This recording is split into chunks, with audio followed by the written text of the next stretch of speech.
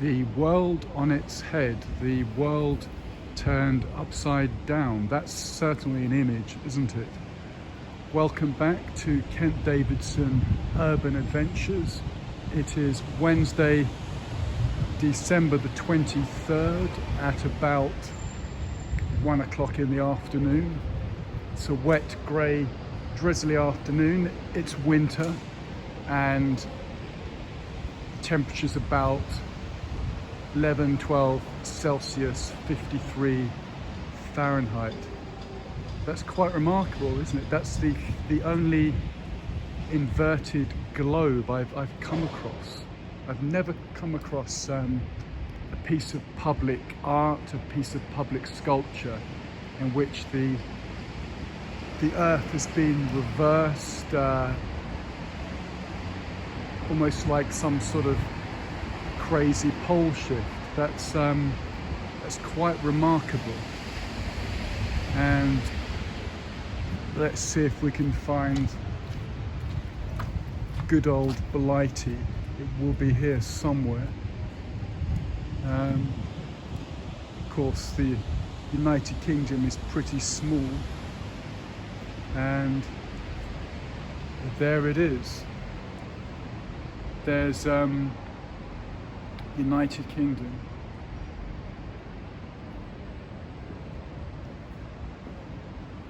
Yes, it's quite remarkable. Did not expect to see that. You've got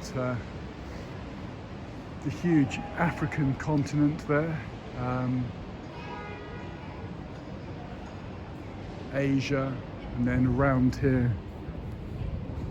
is the Americas. South America at the top there and North America at the bottom. Let's have a look at this.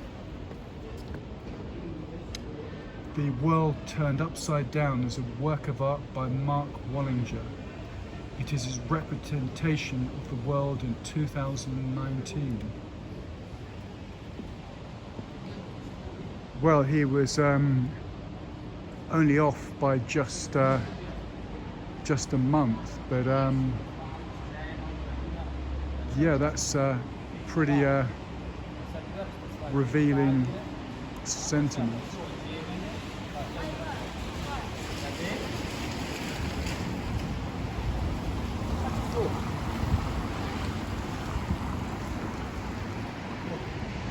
And of course, it all ties into the very much Alice in Wonderland flavour to this year. The sort of Carolian bizarreness, inversion, just outright oddness of the year.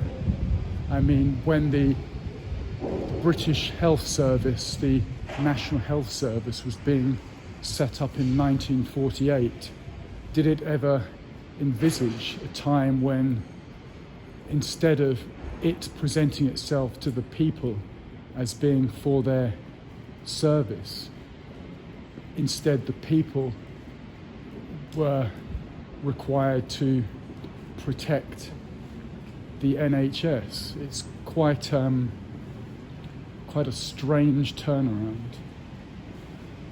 Anyway, we are back in central London, just exploring some of the corners, the odds and ends in the area lying between the West End and the city, the financial area. So we're walking around the London School of Economics facilities, and there's not much life. I mean, you can see it's pretty dead today, but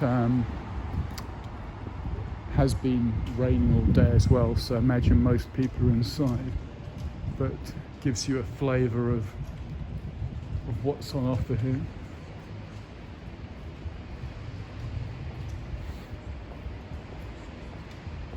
Of course, all these sentiments have gone right out the window. If everything is closed, there is nothing really that the city has to offer.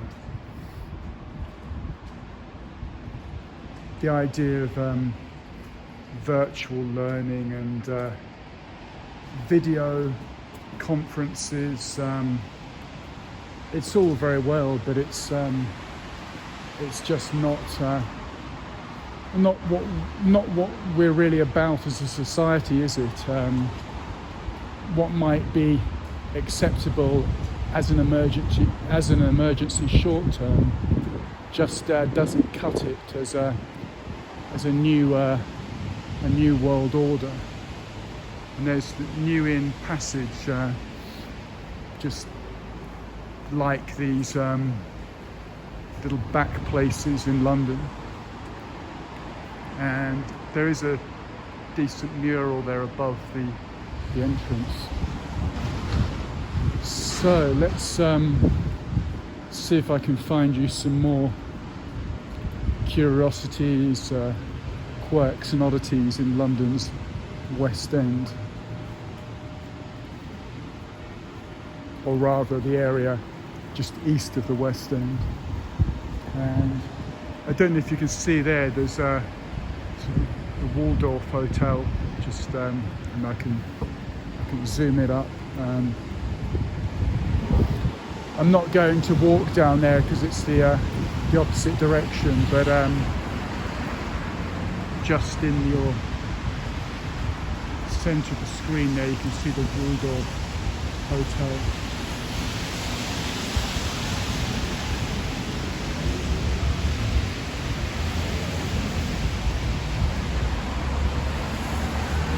So let's press on.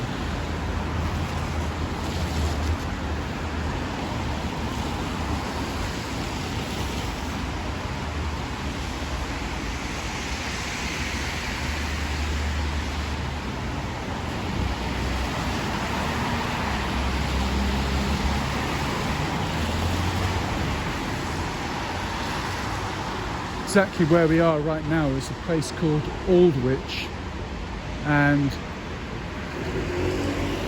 there's a mighty impressive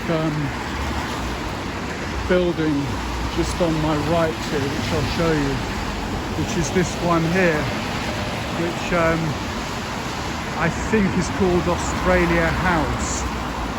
I might have to double check that. You can see it's all embassy, consulate activity there, but just a pretty solid piece of architecture there.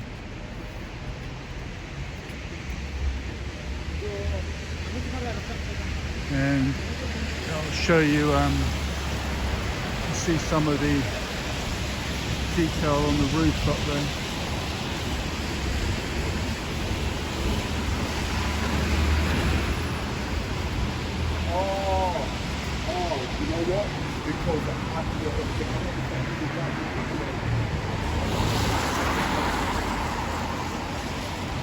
And let's have a look to see that figure.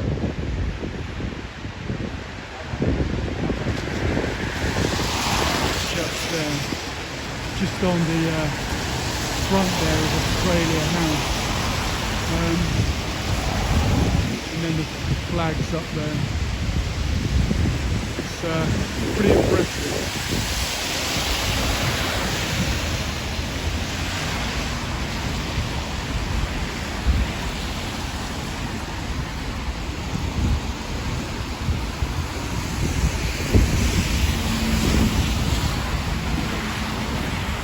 In fact, as I'm right here, it just deserves a frontal look, so we'll go over there.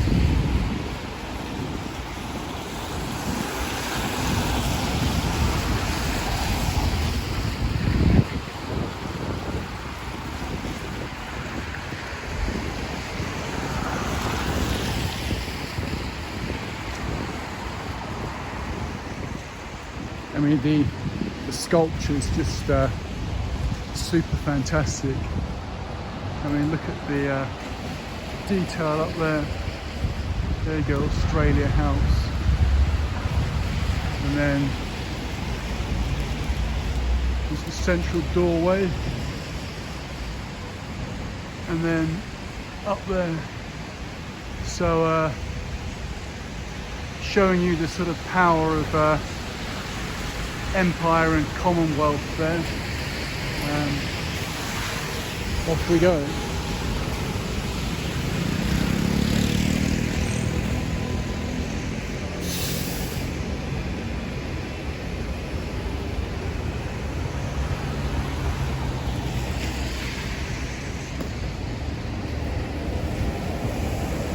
And there's a lot of interest just in this immediate vicinity, which is called the Strand, one of London's most famous streets, formerly the main link between the City of London, Palace of Westminster and Parliament.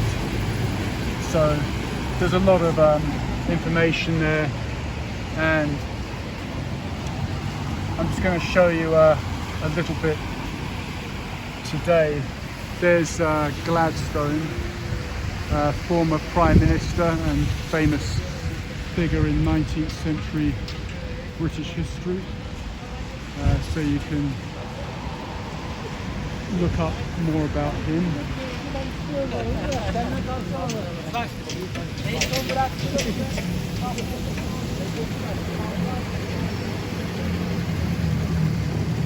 That's Gladstone, and what else have we got? This church here, very attractive looking church, is called St Clement Danes, and it's pretty old, 9th, 11th century, and then rebuilt again there by Sir Christopher Wren, 1680-82. with a steeple added by James Gibbs in 1719. So it's quite an impressive looking church there. And then there's a fine statue of the Marshal of the Royal Air Force, Sir Arthur Harris. So we'll go and have a look at him.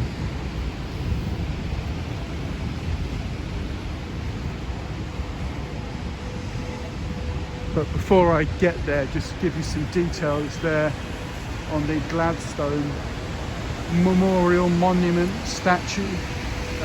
Just some pretty impressive work, I'm sure you'll agree there. That's that. And there's the view of Australia House with some fine sculpture at the top there. And this is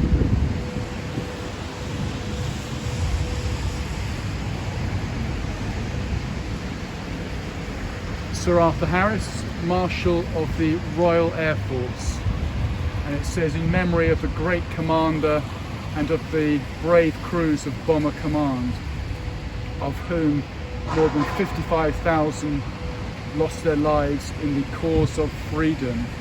The nation owes them all an immense debt. So let's have a look at Sir Arthur Harris. Right, and there's the church, St Clement Danes, and with quite an attractive clock face up there. So I'll show you that. And again, the Royal Air Force connection, their RAF St Clement Danes, but some really decent sort of window work there, stained glass windows. And then over there is the Royal Courts of Justice, which we won't really have a look at too much in detail, just that we passed it, so just need to tell you about it. But at the moment I'm on this little island in which the church, St Clement Danes, is situated. And look at the brickwork there, almost looks like sort of shrapnel blasts there, doesn't it? Those sort of marks there. I mean, I'm assuming that's just natural wear and tear. but really don't know. But you've got some impressive glass there, and there's a bit of information. I'm not going to read all through it, but it says adopted in 1956 by the Royal Air Force and reconsecrated in the presence of Her Majesty Queen Elizabeth II, October 19, 1958, as the central church of the Royal Air Force. So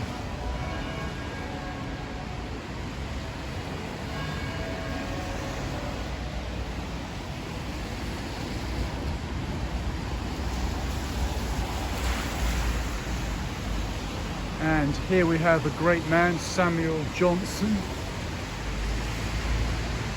He who is tired of London is tired of life.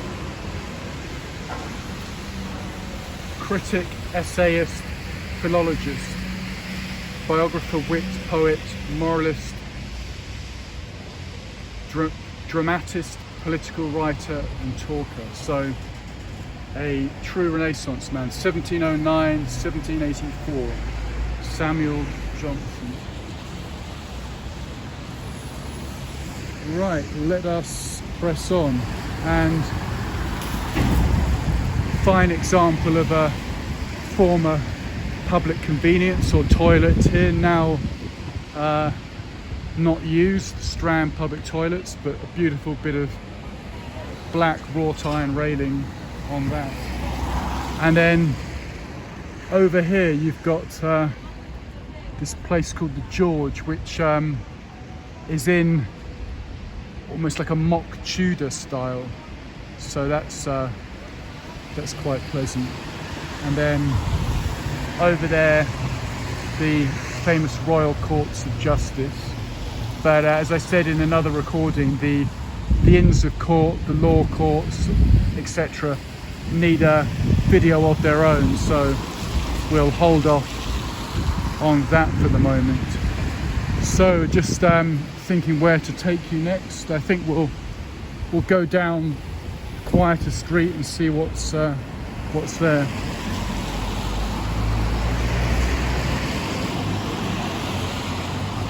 The brolly is back up now. There's more drizzle just started.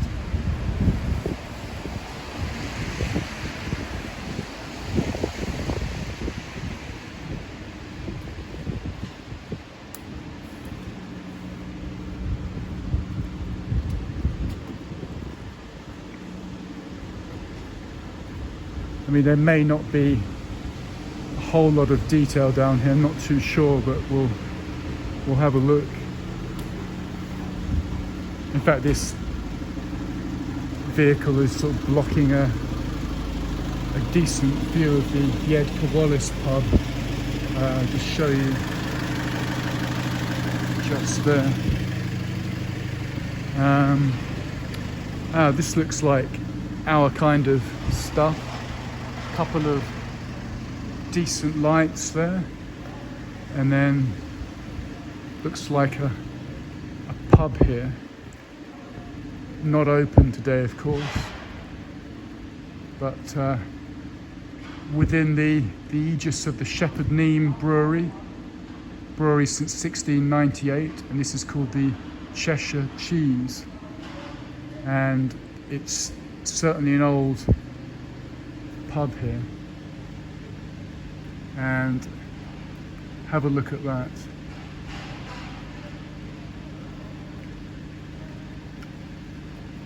There has been a pub here since at least the late 18th century. Built by or designed by the revered pub architect Noel Parr Sr. So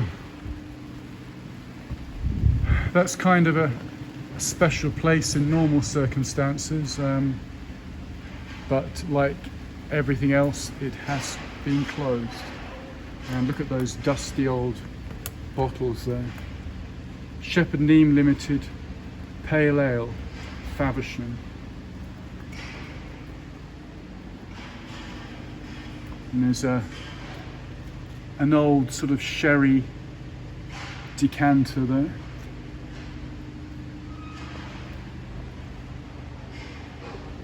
And a nod to the main sector locally, that being the world of law and lawyers, etc.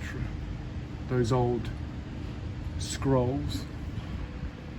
And we've come out in a sort of modern development, but there's a nice view there of the church looking back up there. So let's go down this way. And this is in Little Essex Street.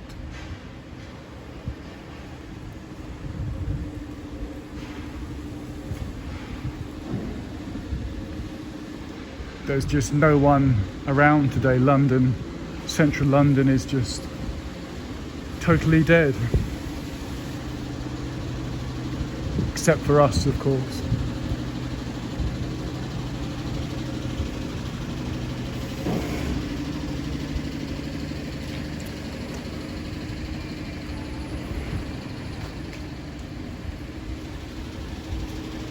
And this is the Edgar Wallace. There's a little bit of information just there. I mean, it's far too much for me to read, but if you can, I do recommend pausing your screen and checking out some of that. It's plenty of detail. And then have a look at this, AD 1892, and I like that face just on there. That's I'm not sure what that is, but it's in Devereux Court, WC2, 19th century building.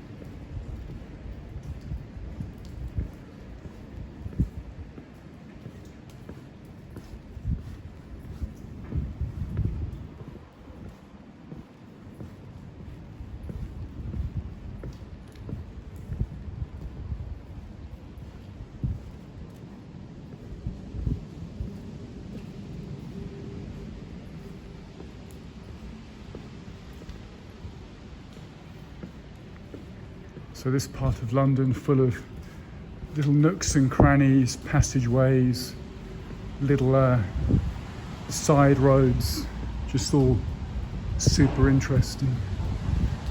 And then you've got the George Public House.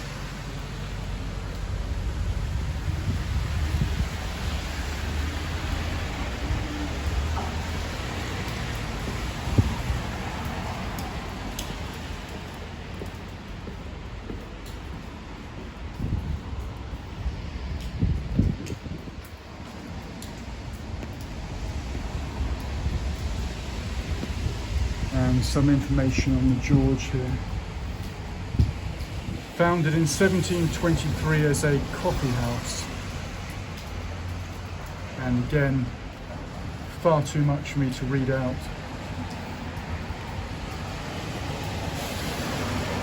But again, do check it out online. All these places warrant further research.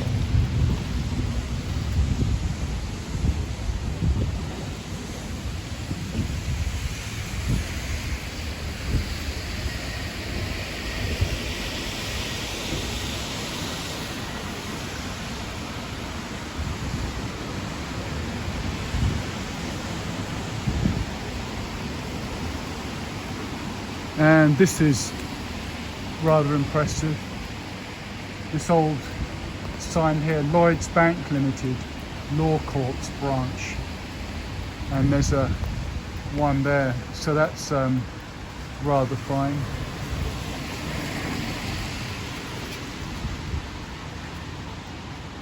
And then here you have this old-fashioned jewelers and watch suppliers. Some decent timepieces there.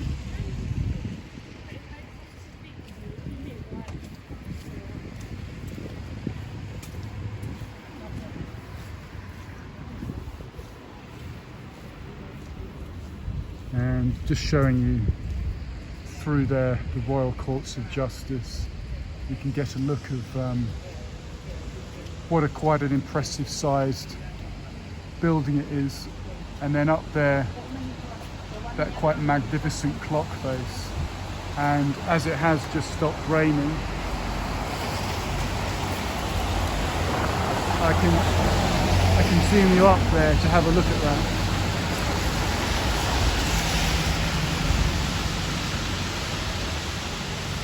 So that's the top there, the clock face, the Royal Courts of Justice.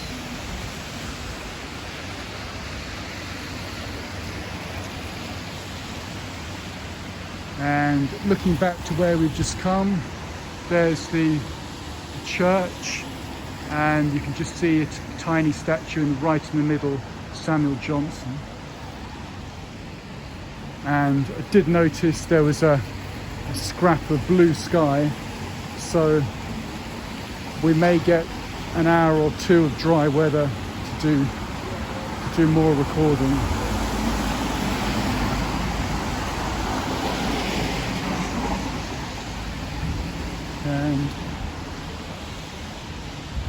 And looks like Queen Victoria to me, and then the sort of London beast, the city beast, some kind of dragon merging with other animals,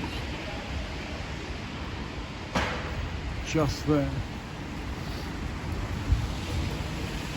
And there's your old-fashioned London telephone box.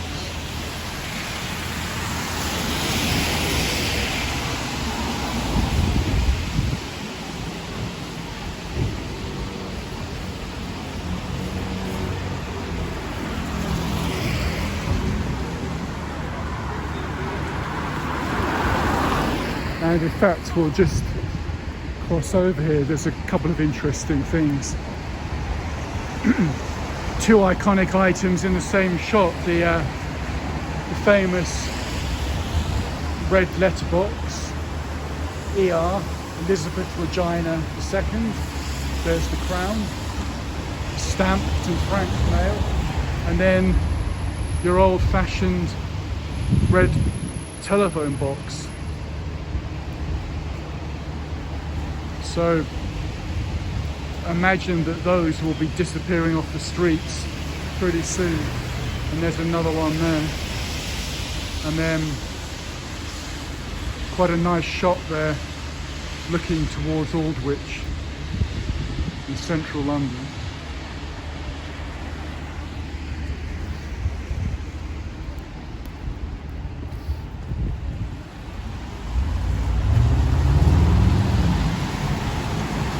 Oh, that's interesting. There's a little plaque there.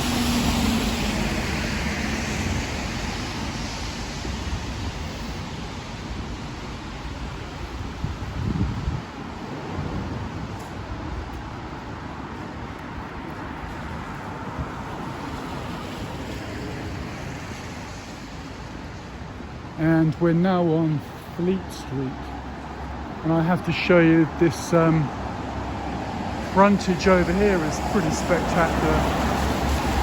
Again, it's in a mock Tudor style, so that's an early sort of 20th century decoration on a sort of older building, but it looks good.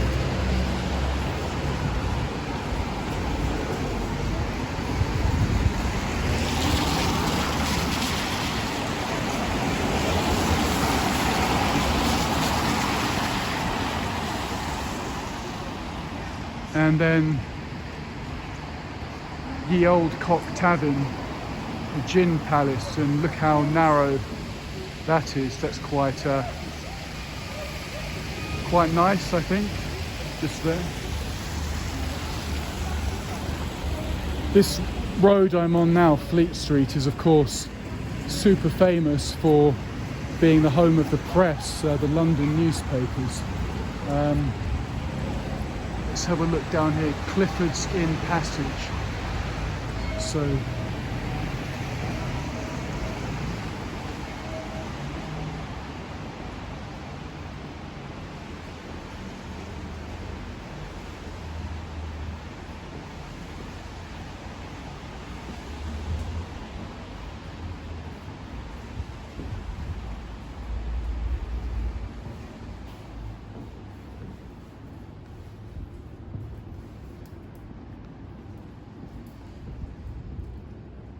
I'm not even sure if we're supposed to be in here, but the door was open, so I'll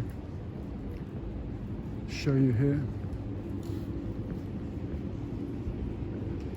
And this is somewhere called Clifford's Inn.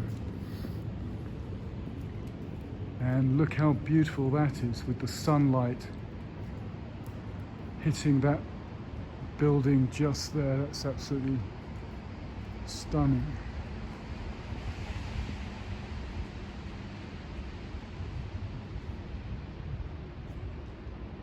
So this is all part of the London legal world, the law courts, the royal courts of justice, etc. But just in between the rain showers, you have the sun.